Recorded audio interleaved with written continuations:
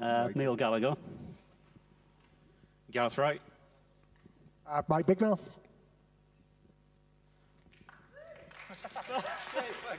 Thank you very much. You'll be paid afterwards. Professional mourners. So this was Slumberjack Entertainment's first feature? Yes, we've made lots of short films before and a web series, and this felt like the natural step, really. Natural progression. Slumberjack Entertainment is on YouTube and it's well worth checking out, and also the Quacky Slasher is well worth checking out. If you've ever thought of like Michael Myers but with a duck mask, well, it's worth checking out. If you do check that out, I apologise now, but it's fun. He doesn't. He put it up there. So you say it was the natural progression, obviously, and how did you arrive at that? What made you think, right, this is the first time I'm going for the full feature? Well, we've made lots of shorts before, and a zombie web series called Dead Town, which is also on YouTube. We felt like we wanted to make the next step, and an anthology movie was what we wanted to do. Yeah. Originally, the movie was meant to be something completely different. It was meant to be about a secret society of serial killers. And we'd filmed quite a bit of it, hadn't we? But with the pandemic, some health issues that I had slowed things down completely. And Two hip operations. So for him to be walking is really impressive. So they did rebuild him. Thanks. We rejigged the whole idea really, and me, Neil, and Peter Harper over there got together and rewrote the script for it to be more around a family of serial killers rather than a secret society. And Neil, Peter was telling me earlier how you arrived at Percy. Well, Percy started, we made a short called The Dog Walker. Yeah. The premise of that was, if ever there's a body found, it's usually a dog walker who finds them. Yeah. And the twist was that Percy is walking his dog, finds a body, the police come along, he sort of smooth talks them, offers them a butter caramel. So, you know, and he goes home. In flashback, you see, he's actually done, he's killed them. Yeah. So that was the start of Percy, and we sort of snowballed from that to what you saw at the beginning, which was The Widower. Yeah. And that was just going to be a standalone thing. It segued, like Peter said, because of the pandemic, that just seemed like a good place to start.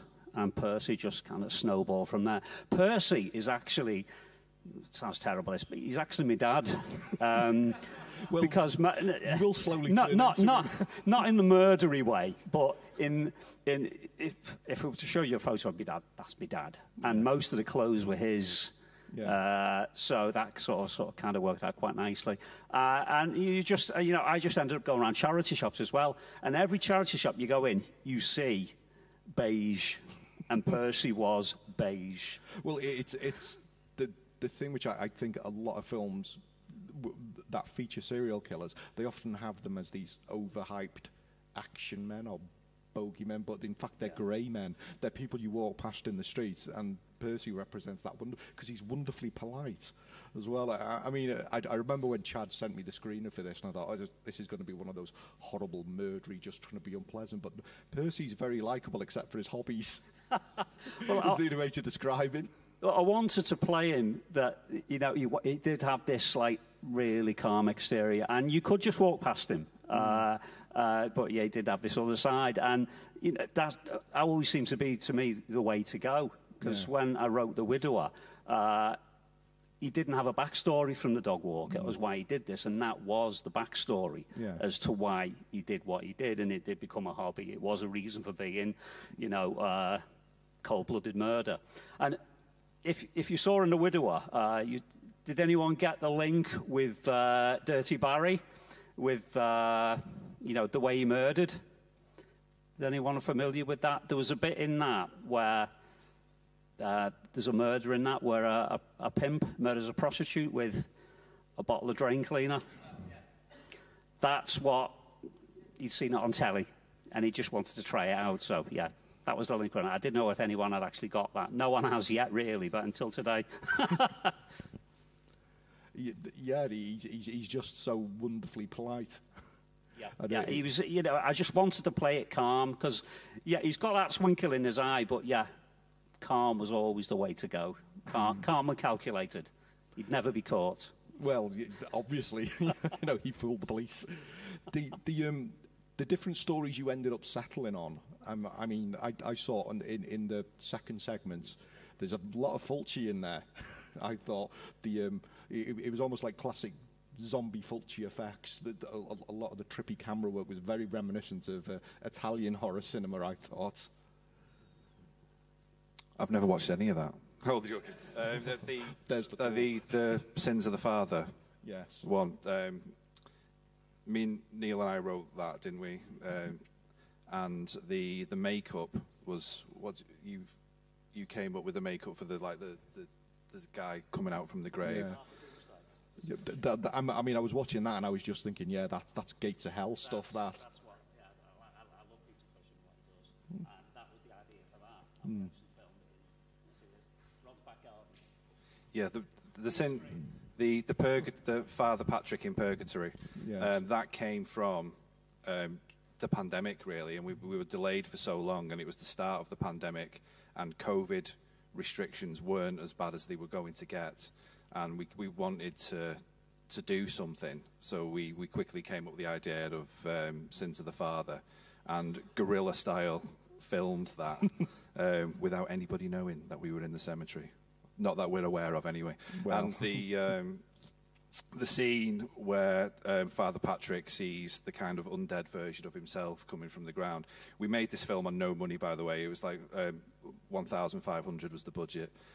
We had a green screen, so we went to Rod, my partner in crime over there. We went to his house and in his shed and put the green screen up, and Neil got some compost and made and got some fake grass and made it's turf, wasn't it? Turf cuts, and made the ground, and we filmed it in there and just edited it in.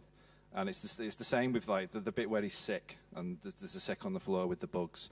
I went to Pets at Home or wherever it was and just got some grubs and things and stuff. You saved those grubs' lives. They would have ended up on fishing hooks. We never filmed the sick scene in the cemetery because we didn't want to have to explain that away in case we couldn't. So we just went to, it was a kids' park of all places. We thought that'll be better.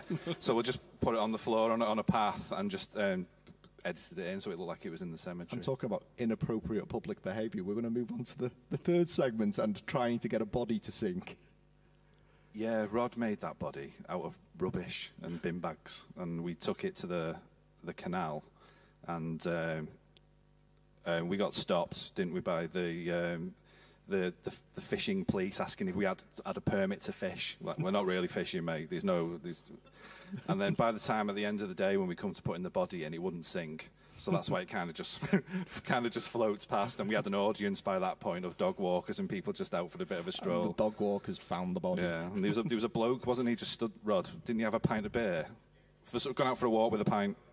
Well, welcome to Runcorn. But he just come out. Yeah, I just stood there watching. Like, what are you doing, mate? I was just trying to sink this body. Isn't it more alarming the fact that they went, oh, all right then? Did they deserve it? But no, that was fun. I think we filmed that. Was it that in 2018? Yeah. And then that's how long, or 19. That's how long it's taken us to put it together. So that was one of the first things we did was the fisherman segment. You can have Mike, who was in the fisherman, if you want to. The whole midget gems thing. I mean, Peter explains it, and we did try and get midget gems to give out for everyone, but it was like sourcing the midget gems. But again, I mean, that's probably, I mean, that's what breaks up the film. It's the comedy section, the fact that everyone's concentrating on the observer and not the fisherman, and when you suddenly realise what's happening, it's like, oh. Yeah, I think when I read the script for the fisherman and for the lover around the same time, and I think, although it's clearly a sinister subject, it doesn't feel that sinister when you're reading it. It kind of takes you away. There's lots of little niche bits with, like the midget gems and getting to hit me mate over the back of the head with a brick. and then fishing maggots out of his backside. It kind of, although it's horrible, it kind of, that little bit of humour. Which it's kind of the banality of evil, you might say. Yeah, absolutely, yeah. And it was great, really great fun to... It was the first time I've done film. Great fun to be involved with. Trying to sink a body as well. I didn't actually do that bit. No. It was filmed separately. I was just the head beater, as it was. So you also told me earlier about where the midget gems come from. I found it a wonderfully funny. So in my day job, I'm a civil servant. Can't tell you what I do. Not because it's interesting, it's fucking boring, so you don't want to tell you.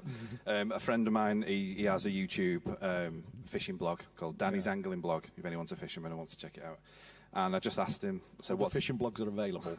What's the weirdest bait that you've ever heard anyone use? And he said midget gems, so that just went straight in there. Yeah.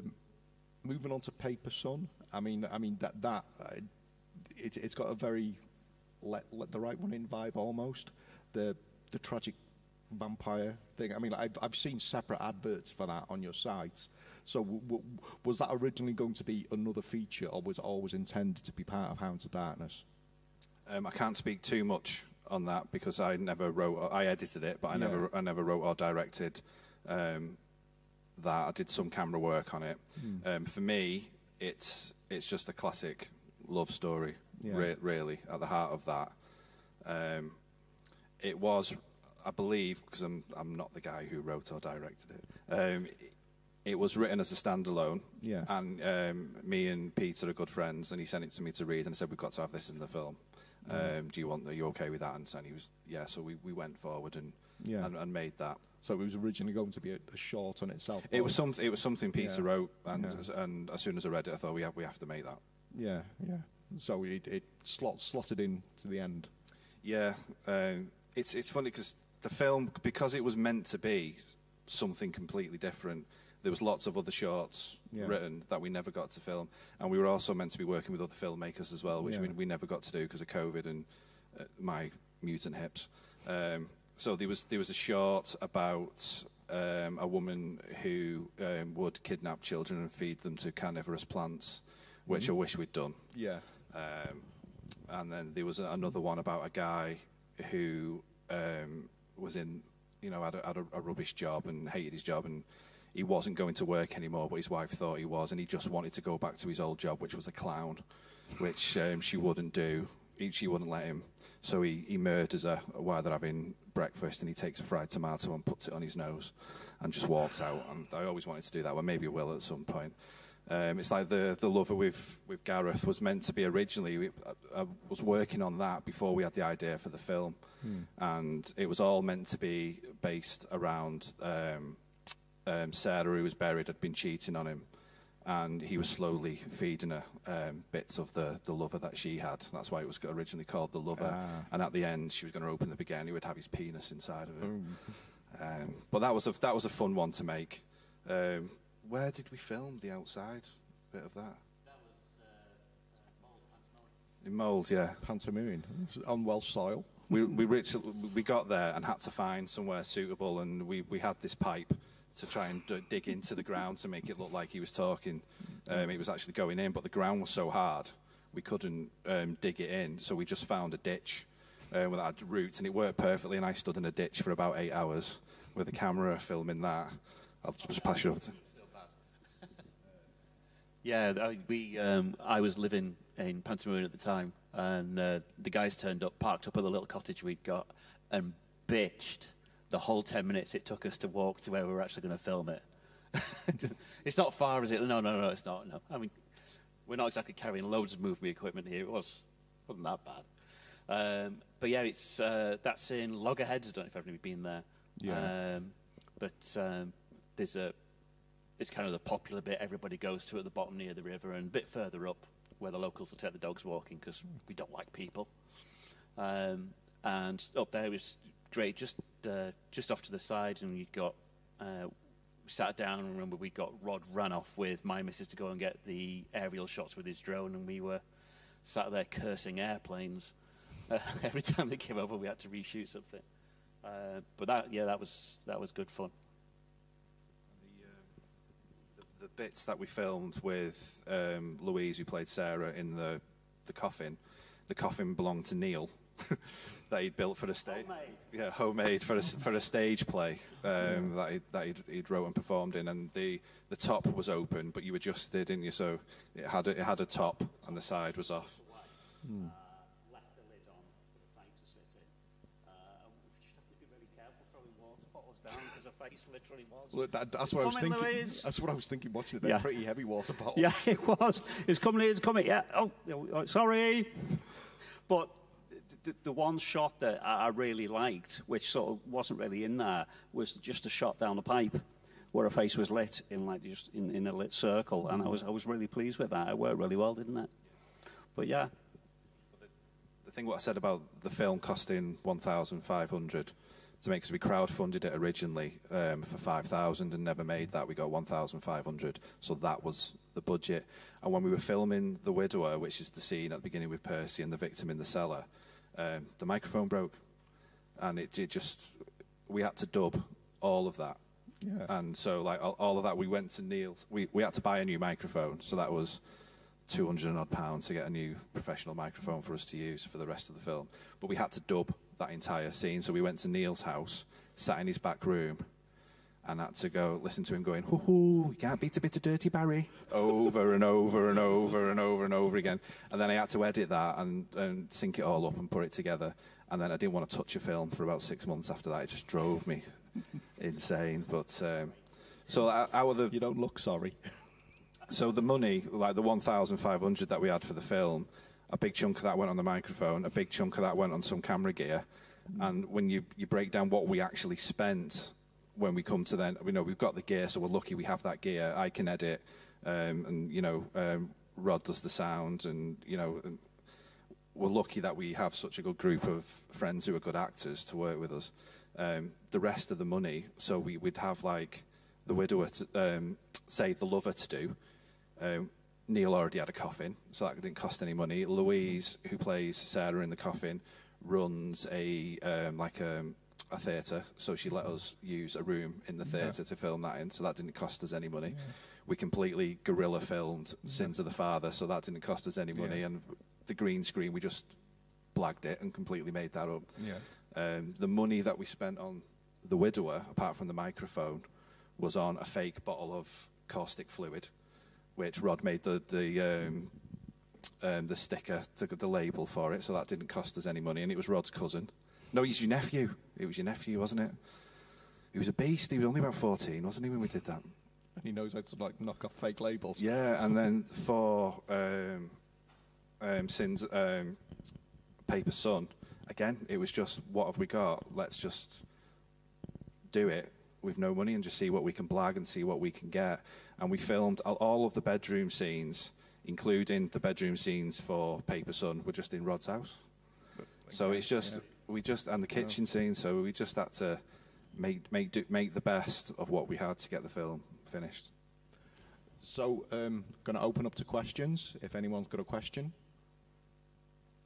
Mark? Hello, sir. Oh, hello. The Widower, there's a lot of dialogue in there. Did it take a lot of takes to do it? No. Neil's a very good actor. So when you wrote that, it was more of originally it was like a character piece, wasn't it, for Percy? And I was like, we can film this. That's in my friend's cellar. He offered it up to us to film in, and the cuffs that are hanging on the wall behind are Halloween props from a Halloween party that he had, which just looked good, so we just kept those up. But you wrote that as like a character piece, wasn't it, to delve into Percy's background? Yeah, I mean, we're moving on from the dog walker, like I mentioned earlier. We just wanted to give Percy a backstory, why he did what he did. And as, losing his wife, Elsie, to, the rest of it. And it just gave him a bit more depth, because I knew we were moving on to what we were doing with, what was really going to be called Micro Killers, but became Hounds of Darkness. So it just needed to give him that backstory so we could move on and, we could Carry On Murdering. That's a good title for a film, isn't it? Yeah. Yeah, that's the next one. Yeah, we just wanted to give him a good story and, give him, let you know why he is what he was.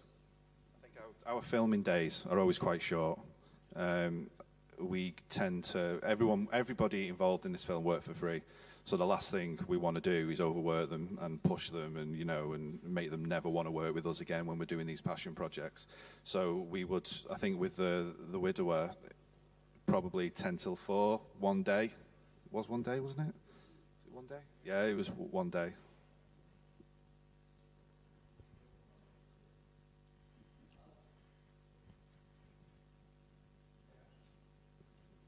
We are, yeah. Hey guys, what's the significance of the symbol? Because it was on the wall.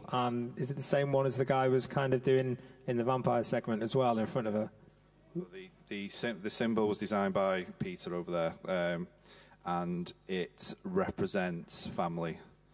It originally represented the secret society of serial killers, but they were also a family, so it's always had those undertones. And I've got it tattooed on my wrist, and a few of us have got it tattooed.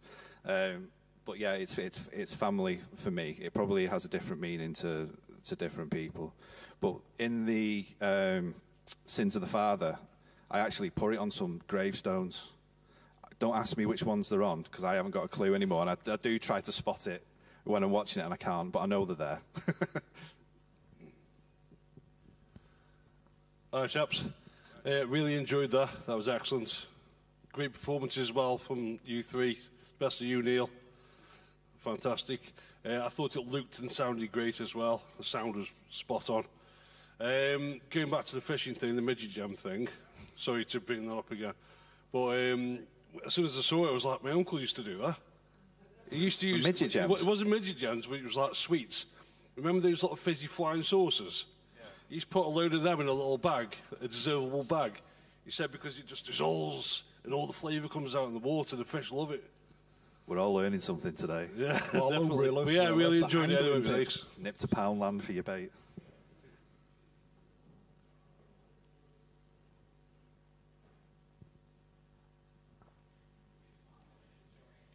Make him work, make him work. Sorry. Hi. I know you were saying like it's been a project you've been working on for like years and years, and like all of you writing different bits, and like other people who aren't here writing. But how difficult did you find it to actually fit it in and timeline it all, and like actually building the structure of the film? Like, what was that process like? When we were at the point where we didn't know what to do with it, so it started life as a film called The Micro Killers, about this secret society of serial killers. And the idea was that it was going to be lots of short films, all made on a budget of £200 or less, made by different writers and directors, not just us, who always worked together. As I said, the pandemic and me kind of ruined that, and we had to come up with a new idea. But once I'd kind of, I think I'd been watching The Princess Bride, and I came up with that kind of idea of Percy talking to his son in bed. Once we got that idea, and me and Neil got together, and we know each other quite well, it kind of just flowed after that. So once we actually had decided what we were going to do with it and how we could make it all work, because up until that point we didn't really know what to do. I'd been umming and ahhing over turning it into a web series, so it wouldn't be a film at all, and it would be, we'd release it online like every couple of weeks. It would be like Tales from the Crypt type thing, which I didn't really want to do, because that wasn't the original plan for it, and people had, backed us to make a movie and not that.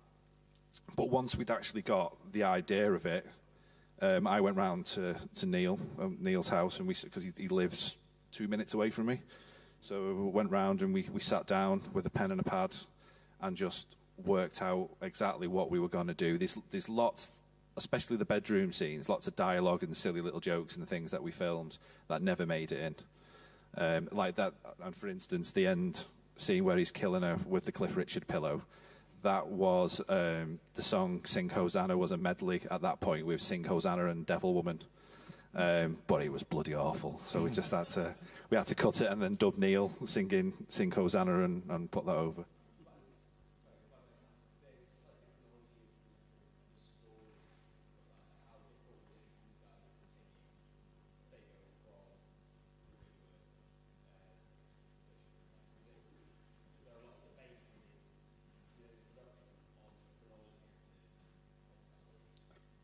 Not that I remember. The Widower was always the opening. When it was the Micro Killers, that was always going to be. It felt right to introduce Percy, and then the idea of the Micro Killers was, yes, we had all these shorts by different people, but Percy was the leader of the secret society, and he would be recruiting people, and he would pop up in different shorts. But I don't remember it being a difficult to decide on what order things were going. No, I mean, once we'd agreed on the idea of which way we were going to take it with just a limited amount of shorts, it was just a case of, because I was cropping up everywhere, we had to think of a tenuous family link, to sort of the likeness as that kind of thing. Didn't quite make it with Paper Son, but, you can make your own mind up about that one, what the family link is. But, yeah, it's just, it wasn't really difficult. Once we'd got the shorts, and once we knew Percy, what you were saying about all the stuff that didn't make in, I think he was just trying to get me to shut up because I run right the way through it. I don't want to edit anymore. Just leave me alone. But yeah, it worked out really well. It didn't seem too difficult in the end because, like you say, me and we worked together quite well.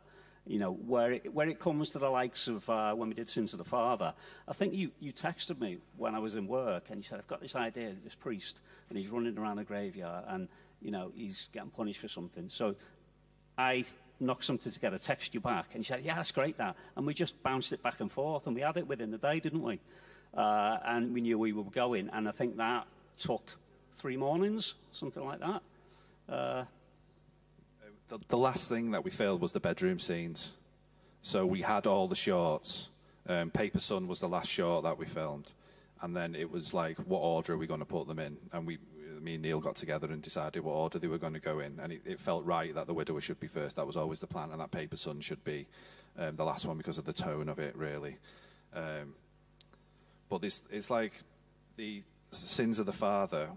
I messaged Neil and said, I've got this idea of this priest who keeps waking up on a bench and reliving. He's in the cemetery and he doesn't know why. What do we do with that? And then he was like, what about if? And I was like, brilliant. And then the false witness and all that, that's me talking into my mobile phone, sat on the end of the bed. In the Fisherman, when we were filming and we were like going, I hope a boat comes past. And it did.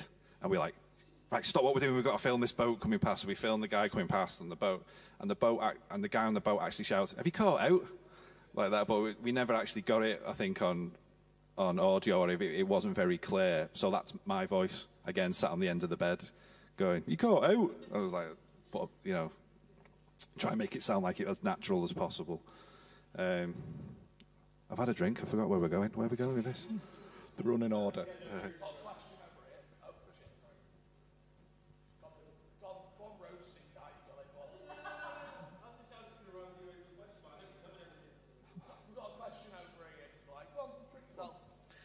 Hello, there we go. It's just more of a generalised question. So, in more recent years, film budgets have become slowly smaller and smaller with like smaller budgets and in films in general.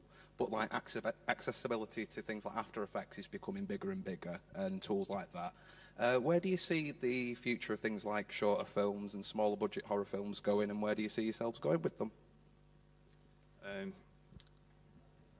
Like Chad and you guys here, we've done a few film festivals and, watched thousands of short films, and it's so accessible now.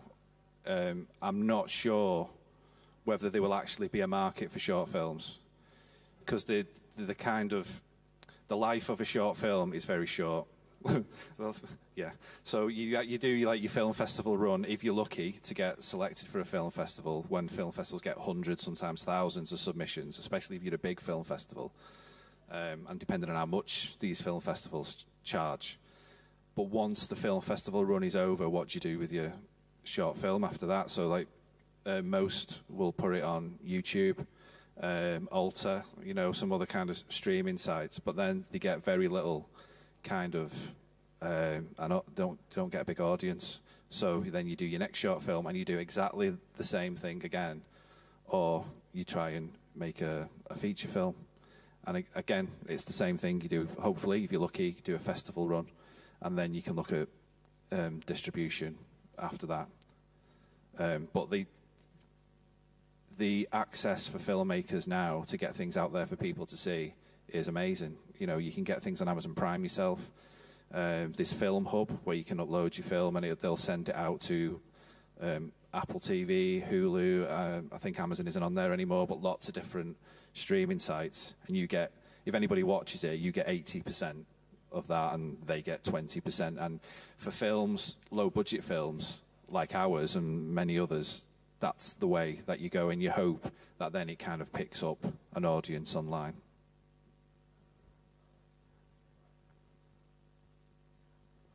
Anybody else before we go to the pub? There is an after-show party. We do have an after party if anyone wants to join us. Apparently there's curry there, I've been told. Yeah, there's curry. Curry. Not for vegetarians, though, it's chicken. Damn. I just There want is to say, beer, though. I just want to say as well, thanks for everybody who stuck around to watch. We really appreciate it. You know, for a film that costs so little to make,